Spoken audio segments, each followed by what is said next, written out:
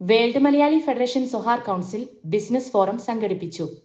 സൊഹാറിലെ വിവിധ മേഖലകളിൽ നിന്നുള്ള 20-ൽ പരം മലയാളി നിക്ഷേപകരെയും ബിസിനസ്സുകാരെയും ഉൾപ്പെടുത്തി world Malayali federation Sohar council business forum സംഘടിപ്പിച്ചു. സൊഹാർ മലബാർ പരീസ് റെസ്റ്റോറന്റ് ഹാളിൽ നടന്ന ചടങ്ങിൽ സുഹാർ കൗൺസിൽ പ്രസിഡന്റ് വിനോദ് നായർ അധ്യക്ഷത വഹിച്ചു.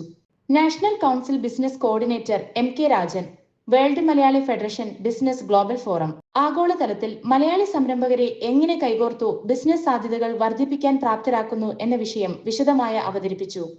തുടർന്ന് ഒമാനിലെ ബിസിനസ് സാധ്യതകളും വെല്ലുവിളികളും എന്ന വിഷയത്തെ ആസ്പദമാക്കി നടന്ന പാനൽ ചർച്ചയ്ക്ക് Sunfari group division head Sreedharan Perumal നേതൃത്വം നൽകി.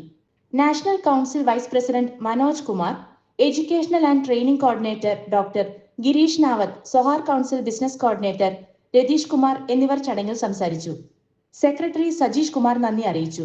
അടുത്ത ബിസിനസ് ഫോറം മീറ്റ് ഒമാനിലെ തൊഴിൽ നിയമങ്ങളുമായി ബന്ധപ്പെട്ട സംശയ നിവാരണത്തിനായി നിയമവിദഗ്ധരുടെ പങ്കാളിത്തവും പുതിയ ബിസിനസ് സാധ്യതകളെക്കുറിച്ചുള്ള വിശദമായ ശില്പശാലയും ചേർന്നതായിരിക്കുമെന്ന് സംഘാടകർ അറിയിച്ചു.